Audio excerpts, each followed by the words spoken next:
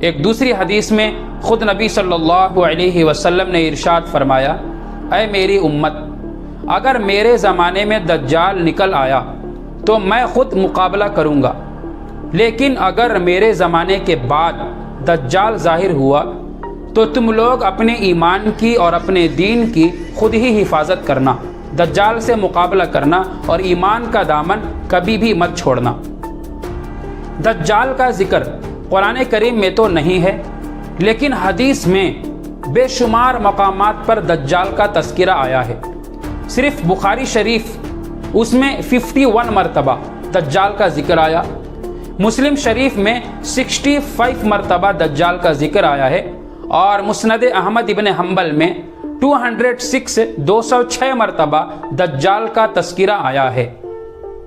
دجال کی طاقت کے بارے میں روایتیں بڑی عجیب ہیں۔ روایتوں میں آتا ہے کہ اللہ تبارک و تعالی دجال کو یہ طاقت دے گا کہ وہ بادلوں سے کہے گا کہ بارش برسا، تو بادل بارش برسائیں گے۔ دجال زمین سے حکم کرے گا کہ فصل اگا، زمین فصل اگائیں گے، اناج اگائیں گے۔ دجال کو اللہ تعالیٰ یہ طاقت بھی دے گا کہ وہ مردہ آدمیوں میں روح پھونک کر انہیں زندہ کر دے گا۔ دجال کے ایک ہاتھ میں جنت ہوگی اور ایک ہاتھ میں جہنم ہوگی، لیکن حدیث میں ہے کہ دجال کے جس ہاتھ میں جنت ہوگی وہ اصل میں جہنم ہوگا، اور جس ہاتھ میں جہنم ہوگا وہ اصل میں جنت ہوگی۔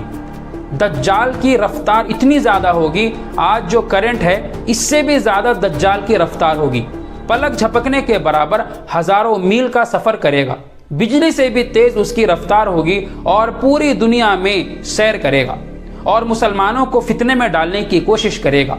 جو کمزور ایمان والے ہیں وہ تو اسے اپنا خدا سمجھ لیں گے، لیکن جو مضبوط مسلمان ہوں گے، جن کا ایمان طاقتور اور کامل ہوگا، وہ دجال کو کبھی بھی اپنا خدا تسلیم نہیں کریں گے، بلکہ دجال سے مقابلہ کریں گے اور کہیں گے، اے دجال، تو کوئی خدا نہیں ہے بلکہ تو مشرک اور کافر ہے، تو خدا کا دشمن ہے، ہم تجھے خدا تسلیم نہیں کرتے۔ اب دجال کب آئے گا؟ تو اس کی تحقیق بھی روایت میں ہے کہ امام مہدی علیہ السلام کے آنے کے ٹھیک 7 سالوں کے بعد دجال اس دنیا میں ظاہر ہوگا۔ روایت میں ملتا ہے کہ امام مہدی کے آنے کے کچھ ہی مہینوں کے بعد ایک مرتبہ جھوٹی افواہ اٹھے گی، جھوٹی خبر پھیلے گی کہ دجال آ گیا ہے، تو امام مہدی 500 مسلمانوں کو جمع کریں گے اور ایک لشکر تیار کریں گے اور دجال کی تلاش میں روانہ کریں گے۔ وہ 500 کا لشکر دجال کو ڈھونڈنے نکلے گا، لیکن تحقیق کرنے کے بعد پتہ چلے گا کہ ابھی دجال نہیں آیا، صرف افواہ اٹھی۔ تو اس کے ٹھیک 7 سالوں کے بعد دجال کا ظہور ہوگا، دجال اس دنیا میں آ جائے گا۔ دجال جب آئے گا تو پورے مسلمانوں پر فتنے کی شکل میں چھا جائے گا، پورے مسلمان اس سے گھبرا اٹھیں گے، لیکن نیک مسلمان، کامل مسلمان اس سے نہیں گھبرائے گا بلکہ ڈٹ کے مقابلہ کرے گا۔ آج کے اس فتنے کے زمانے میں آپ پوری دنیا کو دیکھو کہ آج اگر کوئی نبوت کا جھوٹا دعویٰ کرتا ہے تو ہزاروں مسلمان اس کے پیچھے چلنے لگتے ہیں۔ مثال آپ کے سامنے موجود ہے، بہت سارے ایسے نئے لوگوں کو گمراہ کرنے کی کوشش کرتے ہیں اور وہ اس میں ایک حد تک کامیاب بھی ہو جاتے ہیں۔ تو آپ ذرا غور کرو کہ آج کرامت کو دیکھ کر، جادو کو دیکھ کر لوگ اس کے مرید بن رہے ہیں، تو جب دجال آئے گا اور اتنی زیادہ پاورز کے ساتھ آئے گا تو کمزور مسلمان کا کیا حال ہوگا۔